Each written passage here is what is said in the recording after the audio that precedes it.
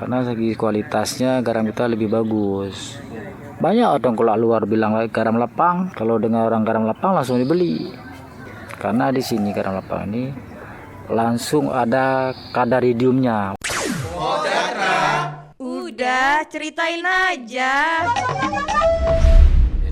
Assalamualaikum warahmatullahi wabarakatuh. Perkenalkan, nama saya Junedi Rehaya, salah satu petani garam Kecamatan Lepang. Ini Desanya Matang Tunong, kecamatan. Kecamatan Lepang.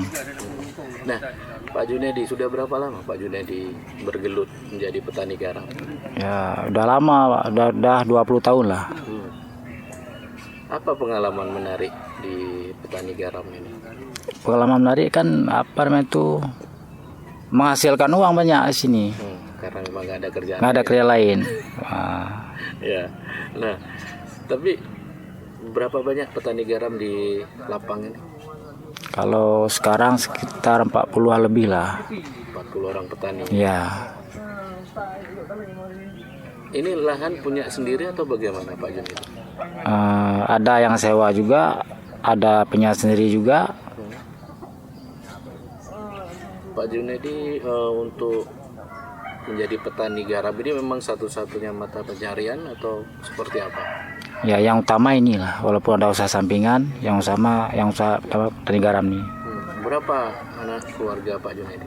Kalau saya 3, karena di sekolah pesantren dari sini hasilnya. Yang paling besar? Yang paling besar udah kelas 3 SMP, pesantren kelas 3.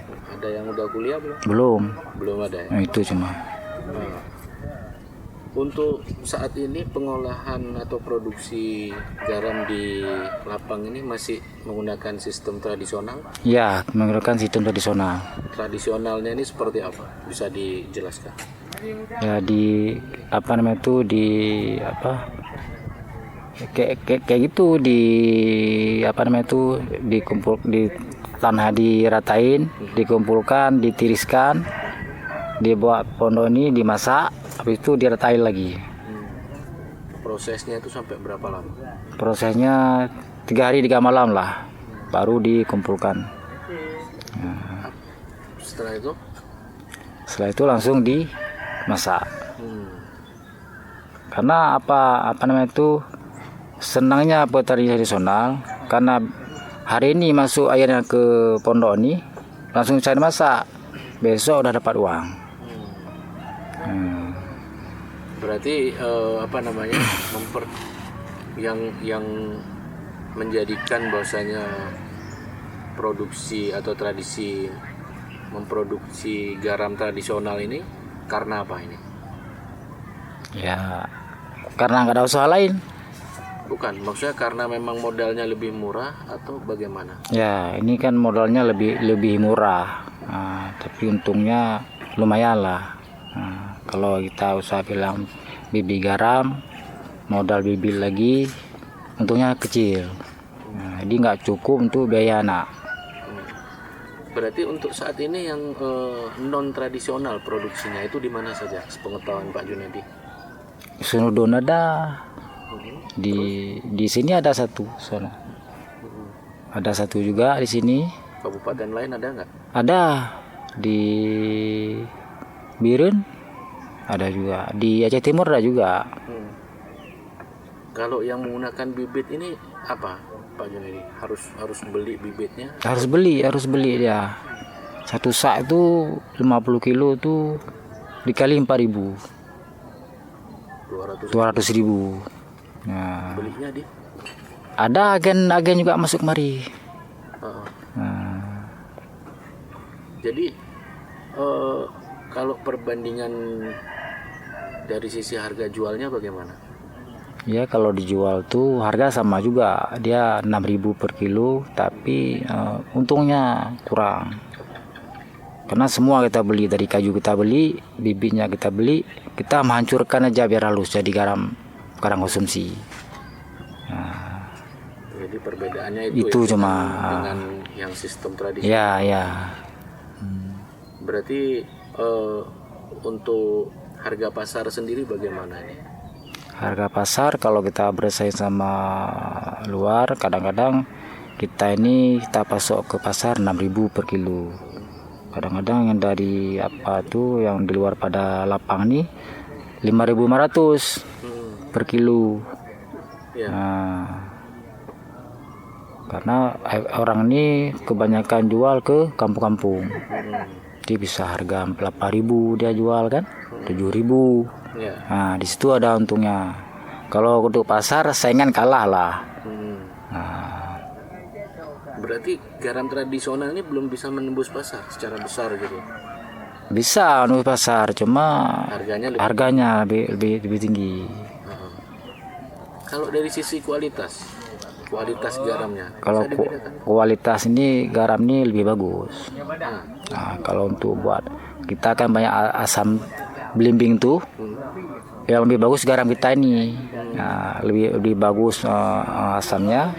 Kalau garam-garam itu kurang bagus lah. Jadi hitam anunya.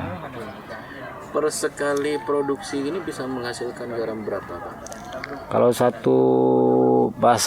satu itu 30 kilo lah. Satu sumur tuh 30 kilo. Berarti ada 150.000 per sumur. Kotor tuh. Belum potong apa-apa orang kerja kan. Ya. Nah,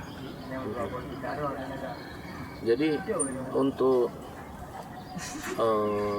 dari produksi saja ini, itu yang diperlukan apa saja modalnya? modalnya produksi kayu Kayu bakar belum tambah. Itu cuma per sekali masak berapa itu menghabiskan? per kali masak 20.000. 20.000. Ya. Selama menjalani sebagai petani garam ini, apa suka dukanya itu, Pak Junedi? Ya suka dukanya kalau hujan lah, dia suka duka hujan, ya kan. Lain enggak. Kalau kita ada hujan sebulan nih udah Nggak bisa produksi. bisa produksi. Kan Aceh Utara juga lapang termasuk kan? Pernah kejadian banjir juga. Pernah Itu bagaimana itu? banjir tsunami itu kan, Selain tsunami yang beberapa, ya memang masuk di lapangan. masuk Itu mati total ya? mati total, Nggak bisa produksi. sampai berapa bulan itu? Tahunan? Kalau tsunami tahunan, kalau banjir biasa paling sebulan lah. Kita bisa produksi lagi. Berarti kalau pas tsunami kemarin itu masyarakat khususnya di sini itu nggak pernah ini ya, maksudnya produksi garamnya itu sampai berapa tahun kira-kira? Setahun 2 tahun lah, ini kan banyak lumpur lahar lumpur semua nih, harus dipindahi lumpur semua, tanah liat lah ini. Ya. Baru bisa dikerin lagi. Terus tsunami itu. Itu tsunami itu. Ya. Dari mana itu perekonomian masyarakat waktu itu? Karena kemarin itu kan banyak Masih ada bantuan. Nah, pemerintah ada ikan kan, ada beras, nah, ada ini itu cuma bertahan. cuma lebih ya, nggak bisa lah ya. Nggak bisa. Kalau pas lagi banjir gitu Aceh Utara, pernah nggak ini masuk nggak rawan Enggak, kita pinggir laut enggak. Kalau sukun dah tenggelam kita aman sini, insyaallah aman sini kan. Soal berapa tahun terakhir nggak pernah? Enggak pernah. Banjir rob gitu nggak? Banjirop enggak. Karena ada kadang dinding alur tuh kan tinggi. Banjirop enggak ada. Ya. Untuk tantangan secara global untuk produksi garam ini, tadi kan ada yang memang sistemnya menggunakan bibit garam itu, Pak Iya. Junedi. Ini mengurangi nggak pendapatan petani garam kita? Enggak, kita kan di sini kalau cuaca bagus tuh masih makin banyak dapat garam. Nah, kalau masalah garam luar masuk aja. Kita sini fokusnya kalau ada matahari kerja terus. Nah, akhirnya dikumpul banyak. Bisa dimasak di bulan 9 sampai bulan 1 misalnya. Walaupun udah hujan, airnya ada. Nah, Berarti dikumpulkan bahan mentahnya. ya. Mentahnya. Di mana biasanya? Ada sumur-sumur dalam tuh pondok tuh. Di situ dikumpulkan. Nah, yang lahan kecil-kecil kan udah nggak bisa masak lagi, terpaksa beli bibit garam. Kalau nggak ada bibit garam kayak mana anak minta jajan sekolah, ya kan? Nah, walaupun sedikit beli beras Ya. tuh. Untuk saat ini apa perhatian lah dari pemerintah bagaimana? Tapi kalau untuk sekarang untuk garam tradisional belum ada. Nah, pemerintah tuh apa namanya tuh, misal pondok dibantu ya kan, pondok garam ataupun saluran diperbaiki, ya kan? Oh berarti justru itu yang paling penting. Ya, karena kalau saluran dangkal, airnya kita lambat masuk. Waktu matahari datang, airnya nggak ada, penguapan kurang. Jadi kurang menghasilkan. Saya pikir perlu modal lebih besar atau apa, enggak ya? Enggak. Lebih ke sarana prasarana. Ya, prasarana. Karena itu aja, dikumpulkan, diratakan, Nah, cuma butuh penguapan aja. Walaupun ada bantuan dari pemerintah, kita tetap konsisten di produksi garam tradisional. Iya, iya. Ya, sekarang kan ada pun apa tuh untuk masak pun bisa dibantulah pemerintah. Nah, yang besi itu kan, dapur ya kan? Dapurnya bagaimana itu maksudnya? Yang dapur garam, masak garam nih. Nah, tuh. Kan tetap ini pakai kayu bakar. Pakai kayu bakar. Tapi kalau kalau bisa pakai lampu nggak apa-apa, yang penting hemat ya kan. Tapi nggak ada ya kan. Oh, pakai lampu. Tapi Apa? nggak tradisional lagi namanya. Nggak untuk masak. Karena kayu kan makin lama makin jauh. Jadi harganya kan masih makin tinggi. Tapi lebih hemat secara kos ya. Ya, lebih hemat secara kos. Berapa berarti kalau tadi seperti Pak Junai sampaikan, satu itu 150.000 kotor. Ya, kotor. Berarti dengan kos produksi 100.000 bersih Bersih atau 80.000 lah bersih. Per masak, per satu masak.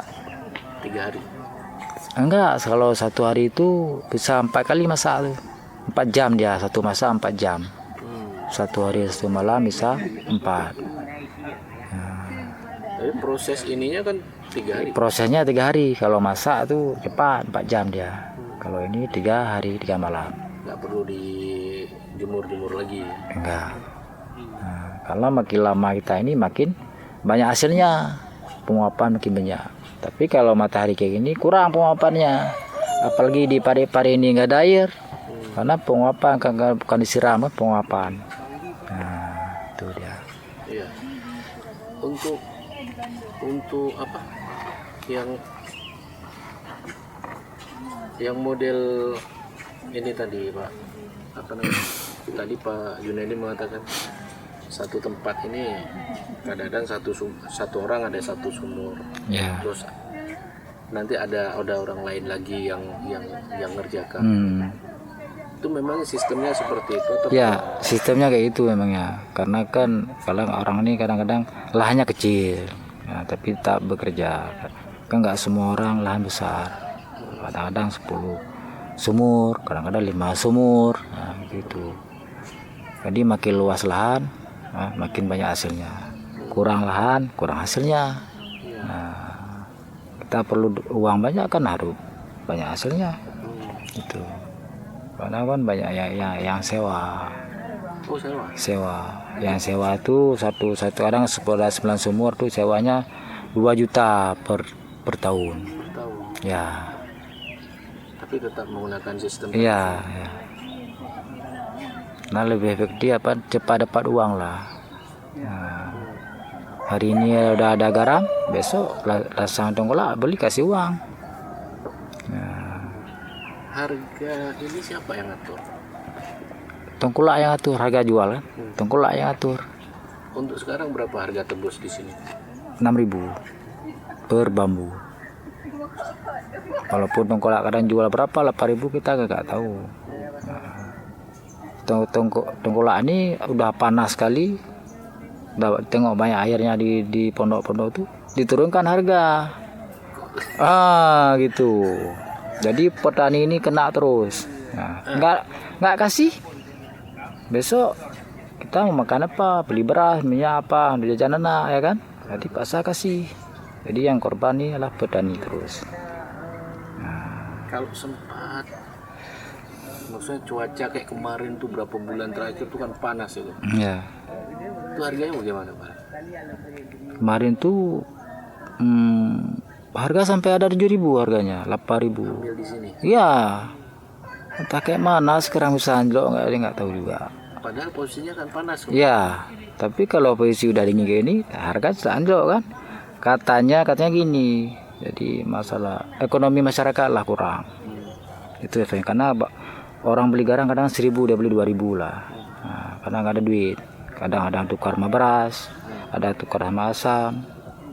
Nah, gitu masalah ekonomi lah masalahnya. Makanya efek semua. Garam kita di lapang itu bisa kalau perkiraan Pak Junedi misalkan dengan kondisi yang stabil ya. Dengan kondisi stabil, habis itu setiap bisa masuk ke pasar mana saja, bisa menyuplai mana saja. Paling kan di Cuman grosir paling pajak itu. Lain nggak ada. sampai keluar ya. Nggak. Masih untuk pasaran aja. Lingkup aja aja. Nah, karena ini tengkolak kita belum jadi nggak ada juragan lah. Tadi tergantung pemain kita kan, ada juragan kita kan banyak modal dia kan banyak tembus Aceh Timur kan. Nah, Berarti untuk suku Aceh Utara aja. ya itu pun mau habis lah wilayah kita udah sekak borang. Karena tergantung modal. Nah, supaya kan Karena kita nggak bisa memproduksi banyak, atau memang produksinya yang sedikit yang di sini. produksi banyak, cuma persaingan orang ini tengkolak lagi modalnya kurang. Dan saya ngambil garam sini hari ini dan besok dibayar utang dulu di sini. Nah, seharusnya kan toki ambil garam bayar terus, ataupun ini modalnya untuk beli apa kayu gitu. Ini enggak, kita yang mau si utang sama tengkolaknya. Nah, itu masalahnya. Berarti kalau misalkan di ininya di tengkulak ini yang menggunakan atau yang menentukan harga ini ya. Pernah nggak mengalami harga sampai ada pengalaman harganya sampai anjlok kali? Kapan gitu? Enggak, ini kalau paling rendah tuh 5.000. 5.000. Kalau udah 5.000 udah hancur lah. Dapat uang. Kalau harga standar 7.000 aja udah alhamdulillah. Harganya. Tengkulak sekali ngambil di sini sampai berapa? Ada juga hampir 100 bambu. Ada tengkulak 20 bambu. Itu beda-beda ada. Tergantung kan wilayah dia kerja. Karena banyak butuh barang kan telepon, butuh barang masukkan barang. Nah, karena di luar tuh dan datang dari luar tuh penjualan di luar tuh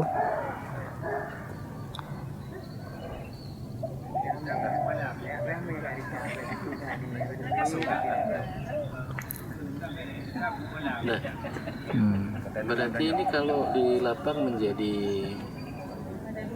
apa? Maksudnya di sini kan hanya 40 petani ya yang ya sekarang 40. 40. Dulu kan udah 60 lebih lah. Dulu lebih banyak. Ya, karena takut petani udah banyak garam udah murah lagi kan. Itulah yang takutnya. Makanya harganya rata-rata 7.000 ya kan. Nah, itu. Karena segi kualitasnya garam kita lebih bagus. Banyak orang kalau luar bilang garam lapang, melapung garam-garam luar. Kalau dengar orang garam lapang langsung dibeli. Nah, gitu. Karena kualitasnya lebih bagus. Karena di sini garam lapang ini langsung ada kadar iodiumnya, walaupun nggak banyak, udah ada kadar iodiumnya. Pernah di itu? Ya pernah dulu katanya udah ada kadar iodiumnya, makanya sini nggak ada yang gondok. Nah, apa harapan terbesar ini bagi ya khususnya Pak Junedi juga, kemudian masyarakat ya khusus petani garam ini? Ya, yang keharapan kami adalah prasarana ini saluran dibuat, saluran induknya dibuat biar air cepat masuk kemari, ya kan. Kalau ada bantuan pondok-pondok kami lah, dibantu lepur rehab lah. Di sini ada anggaran dana desa, Pak? Anggaran desa apa kita bilang lah, kurang memadai. Ya kan? Kan bisa didukung kan nggak banyak. Tapi banyak butuh tempat lain ataupun ke sawah kan. Jadi ini kurang. Selama ini belum pernah sama sekali pemerintah. Udah 10 tahun ini belum. Yang belakangan tuh ada lah bantuan pondok kan. Habis tsunami lah. Ada bantuan pondok garam. Ada dapur garam juga. Sekarang nggak ada lagi. Karena Bantuan pondok ini dibuat pondoknya atau bagaimana? dibuat pondoknya langsung. Ataupun kemana lah, apapun dikasih uang buat kemana lah. Itu yang kami harapkan dari pemerintah. Udah, ceritain aja.